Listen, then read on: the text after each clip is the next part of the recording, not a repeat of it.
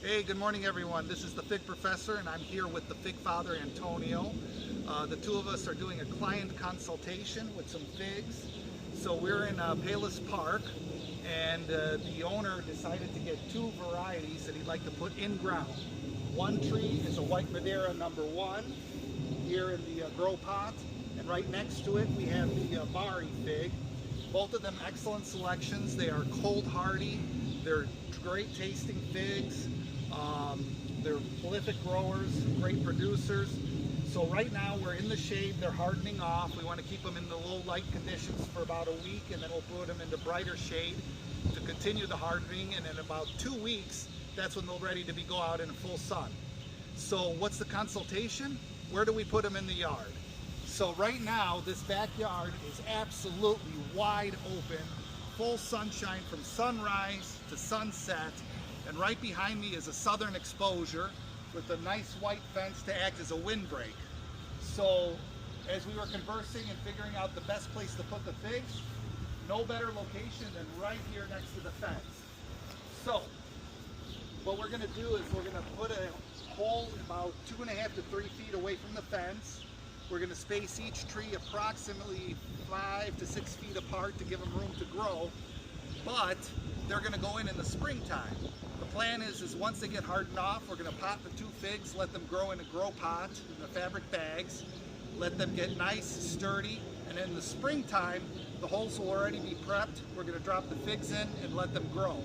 So we're going to be able to do a follow-up and see how the figs do after a year's time once they're in ground. And now we're going to have a white Madeira #1 and a Bari fig #2 growing right here where I'm standing. I think the new owner of those figs is going to be quite happy, and the fact that they're growing right here in Palos Park is a testament to their hardiness.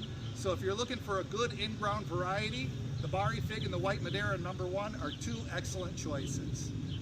Figfather, all right, do you agree? I do. Let's take a look at some more stuff, all right? Hey, good afternoon. It's the Fig Professor here with Antonio, the Figfather. We were on site for a fig consultation with the client buying 2 varieties that they were looking to put in ground. And we both got a surprise because this gentleman here is kind of inherited a horticultural landscape. Yes, right he did. It's a pear tree. We got an apple tree. Over on the other side, we have a nice, good sour cherry tree, and what we believe to be an apricot tree. And then beneath, we have growing currants, what looks like to be blackberries, grapes and behind on the fence line.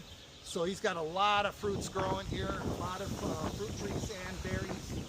So this is kind of a pleasant surprise. So we were talking about cleaning up, transplanting, getting some of them out in full sunlight, shaping the trees. So this is going to be a perfect backyard once it's completed with the fruits, the berries, and the figs. So again, it looks like a little bit of a disaster right now, but once it's weeded, we get the cloth and the rocks, everything will get cleaned up, pruned back, and it's going to be productive like you'll never believe. So Figfather, thank you. No problem. I appreciate you coming on this consultation, and like I said, the sun is key and so is microclimate. So we have the sun up above and we are facing south is this way, so the sun goes from here all the way across the sky. So he's going to be putting the figs in ground most likely next spring across this fence. We might do a Japanese espalier, keep them low, that way they're easy to cover for the winter, and they will have that nice microclimate. They're going to get full sun all the time, and they will be away from these trees. They're going to shade them out. He also had some trees here in ground that were going to create shade for the figs here, and then another one over there that got taken out. Sometimes some trees got to go to make room for figs. And it is what it is. But Marco, glad to have you with me. We're actually going to go on another consultation in the area, and stay tuned for that. So looking forward to it. Figfather out.